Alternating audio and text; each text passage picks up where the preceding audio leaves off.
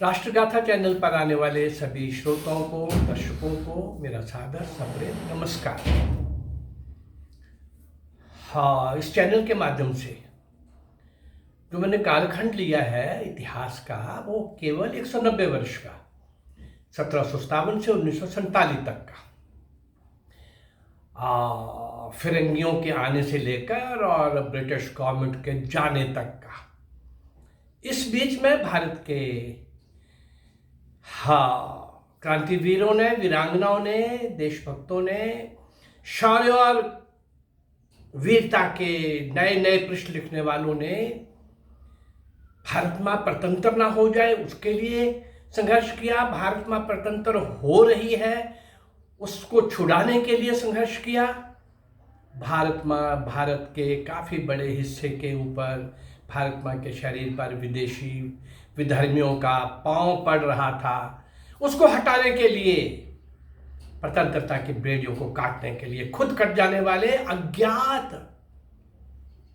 असंख्य ऐसे क्रांतिवीर वीरांगनाओं को, नायक नायिकाओं को इस चैनल के माध्यम से मैं आपके सामने ला रहा हूं, जिन्होंने वास्तव में देश की स्वतंत्रता के लिए अपना सर्वस्व निछावर कर दिया, लेकिन इतिहास में उनका स्थान कहीं भी नहीं दिखा।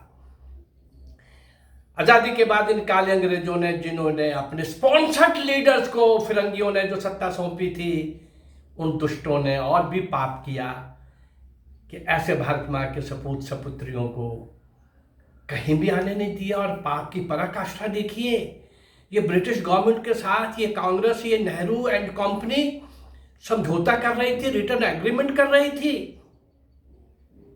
जब भी नेताजी सुभाष चंद्र बोस हमें जिंदा या मुर्दा मिल जाएंगे तो हम आपके हवाले कर देंगे।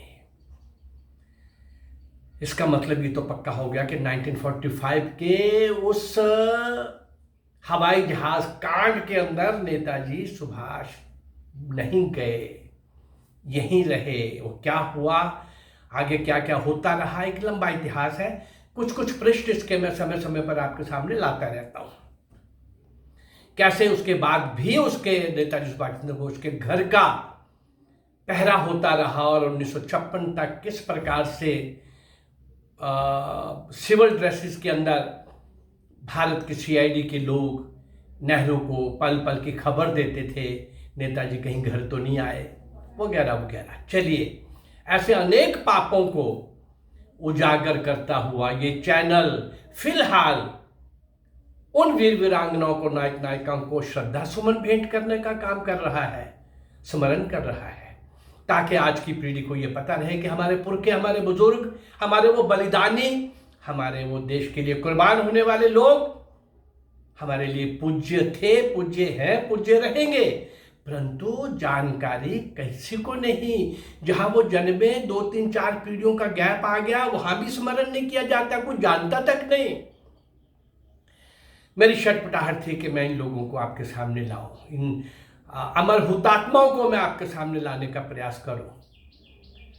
ये प्रयास मेरा आज 615 वीडियोस तक पहुंचा है, लेकिन इस 190 वर्ष के इस कालखंड में भी अभी मैं जो ले रहा हूं पिछले 15-20 एपिसोड से, केवल 1924 से 1942 तक का ले रहा हूं, भारत छोड़ो आंदोलन तक का। इसलिए इन एपिसोड के अंदर जहां बार बार आपको भारत छोड़ो आंदोलन 9 अगस्त 1942 का, क्विट इंडिया मूवमेंट का बार बार जिक्र आया है, लेकिन उसको क्रांतिकारियों ने किस प्रकार से उसका लाभ उठाया ताकि सारा देश विदेश के अंदर भारत मां की स्वतंत्रता का किया गया प्रयास गूंज उठे।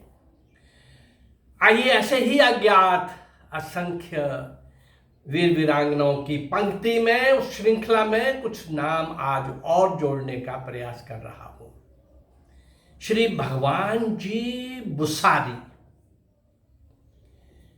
श्री भगवान जी बुसारी से जलगांव की पुलिस परेशान थी।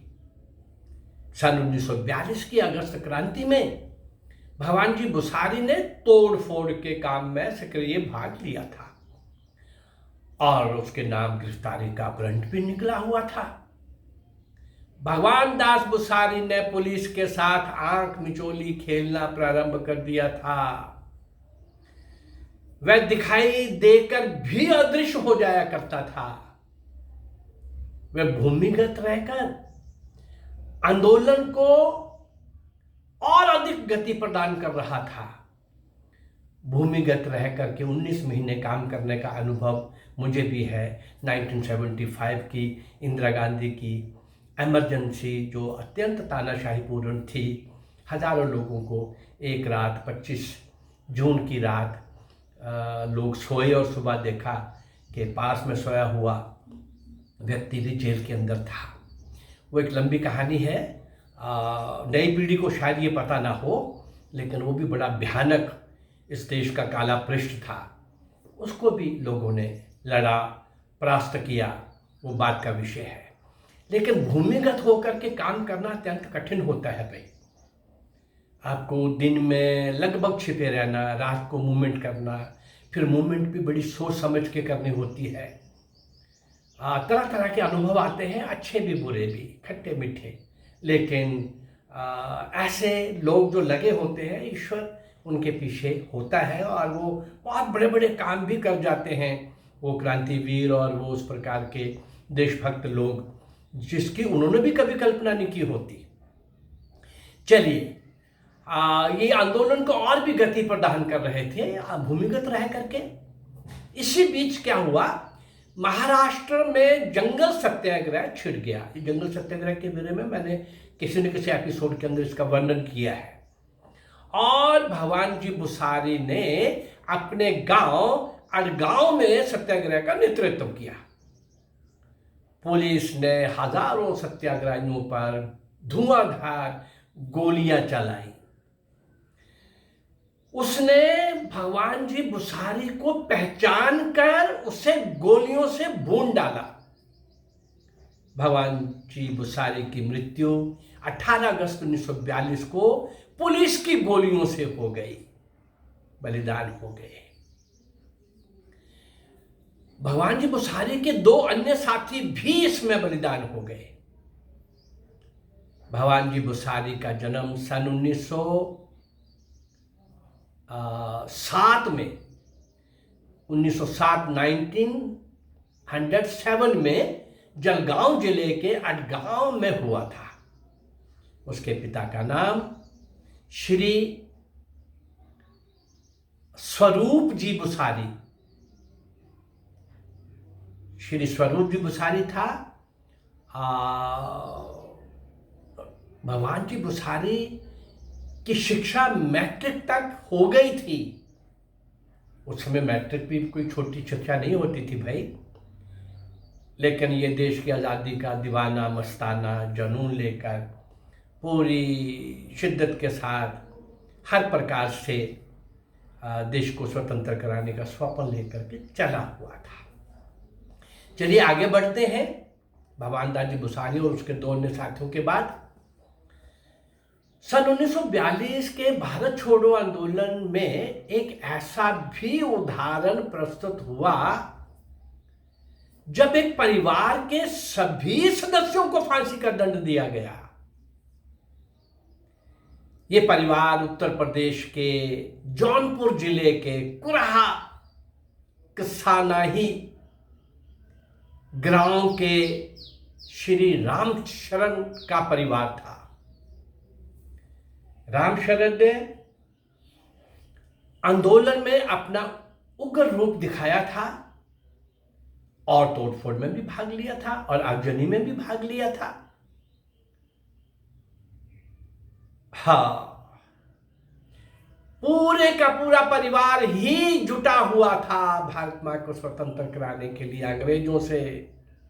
उसकी भाषा में सीधी टक्कर ले रहा था। सशस्त्र क्रांति को लेकर के पूरे का पूरा परिवार इस काम में लगा हुआ था।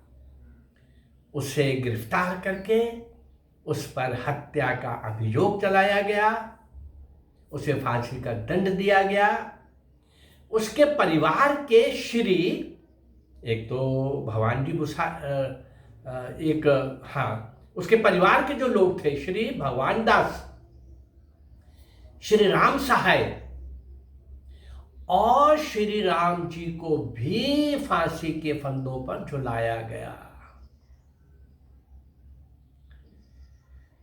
हाँ, भगवानदास बुसारी का तो पहले वाले एपिसोड में पहले वाले घटनाओं में मैंने दिया है। इसके अंदर श्री राम शरण का जो परिवार था, तो श्री राम शरण 1 हो गए, श्री भगवान दास 2 हो गए, श्री राम सहाय 3 हो गए और श्री राम जी ये 4 हो गए। इन सबको भी फांसी के फंदों पर झुला दिया गया। हाँ, कितने लोग भारत माँ की स्वतंत्रता के लिए अपना सर्वस्व निछावर कर रहे थे, जान हथेली पर रख के काम कर रहे थे, और हमें बताया गया आजादी नेहरू और गांधी ने लेके दी, जिन्होंने एक लाठी तक नहीं खाई। आगे बढ़ते हैं। उत्तर प्रदेश के हमीरपुर जिले के भगवान दीन मिश्र ने बहुत सक्रिय होकर अगस्त क्रांति में भाग लिया। उसने पूरे जिले में घूम घूम कर लोगों में जागृति पैदा की और स्थान स्थान पर जुलूसों का आयोजन किया। आखिर एक दिन पुलिस ने भगवान दीन मिश्र को गिरफ्तार कर लिया और गिरफ्तार करके उसको लखनऊ कैंप जेल में रखा गया। वहां पर बहुत कठोर यातनाएं, लंबी यातनाएं, कठोर यातनाएं, व्यावहार, रोंगटे खड़े कर देने वाली, उसी में उसका बलिदान हो गया। भगवान दीन मिश्र, श्री भगवान दीन मिश्र, श्री भगवान दीन मिश्र हमीरपुर जिले का निवासी था। उसके पिता का नाम श्री विंदा मिश्र था, श्री विंदा मिश्र। हाँ, किस प्रकार से वो अगस्त क्रांति में किस ढंग से वो लोगों में जागृति पैदा कर रहा था और स्थान स्थान पर जुलूसों का आयोजन कर रहा था, और किस प्रकार से अंग्रेजों ने उसको अपनी गोलियों का निशाना बनाया। आगे बढ़े तो गुजरात में कैरा जिले के नाडियाड नगर में सन 1925 में जन्मे श्री भवन भाई पटेल के पिता का नाम श्री हाथी भाई पटेल था। भवन भाई पटेल ने पढ़ना छोड़कर एक प्राइवेट फर्म में काम करना प्रारंभ कर दिया था। नाडियाड नगर में जब 15 अगस्त 1942 को शासन विरोधी प्रदर्शन हुआ तो भवन भाई पटेल भी उसमें शामिल हो गए। बड़े उत्साह के साथ उसमें सम्मिलित हुए। पुलिस ने प्रदर्शनकारियों पर गोलियां चलाई, परिणाम स्वरूप भवन भाई पटेल भी बलिदान हो गए। ऐसे एक नहीं अनेक उदाहरण, ये सब मैं वो लोग दे रहा हूं जिनकी मेरे पास कुछ सामग्री कम है, लेकिन पर्टिकुलर ये समय लिया है कि 1942 के भारत छोड़ो आंदोलन जो 15 दिन के अंदर लगभग खत्म हो गया था, फ्लॉप हो गया था, असफल हो गया था, नेताओं को जेल में डाल दिया गया था और कुछ होने की संभावना नहीं थी, लेकिन क्रांतिवीरों ने, क्रांतिकारियों को लगा कि इस काल को, गांधी की इस कॉल को, क्विट इंडिया मूवमेंट के काल को, इनसे तो कुछ नहीं हो पाएगा, जो भी लोग जहाँ से आएंगे हम उनको लीड करेंगे, कुछ ऐसा करेंगे कि देश विदेश के अंदर इसकी गूंज जाए। ऐसा सब करने वाले वो भी क्रांतिवीर इन्हीं प्रसन्नतापूर्वक अपनी जान दे रहे थे, भारत माँ की स्वतंत्रता रूपी महायज्ञ में आहुत हो रहे थे, और एक योजना के अनुसार क्यों कर रहे थे कि बलिदान कभी तो बोलेगा। देश विदेश में उसकी गूंज गई, पूरी तरह से गई। जब ब्रिटिशर्स चले गए तो उन्होंने इसका कि सशस्त्र क्रांतिवीरों ने जो सशस्त्र क्रांति की चुनौती दी थी ब्रिटिश सरकार को, उसके कारण से हमें वहां से निकलना चाहिए था, वरना गड़बड़ हो जाती। इसके संबंध में मैं अनेक बार आपके सामने कई बातें रख चुका हूँ, लेकिन एक बात तो समझ आ गई कि आज़ादी नेहरू और गांधी ने नहीं, जिनकी जेलें भी सुरक्षित थीं, जिनका कब जाना कब आना ये भी निश्चित था, जो अंदर सारी सुविधाएं थी, अरे वॉलीबॉल खेलने का भी और पुस्तकें लिखने की भी सुविधाएं थी। ये क्रांतिवीर जिनको जेलों में भेजा जाता था, अत्यंत कठोर यातनाएं दी जाती थीं। कुछ फांसी के फंदों पर झूल जाते थे, कुछ अत्यंत नरकशाही, घोर नरकशाही वाली सेलुलर अंडमान की जेलों के अंदर 90% लोग वहाँ मर खप जाते थे। और कुछ इस प्रकार का अनेक असंख्य गांव के गांव जला दिए गए।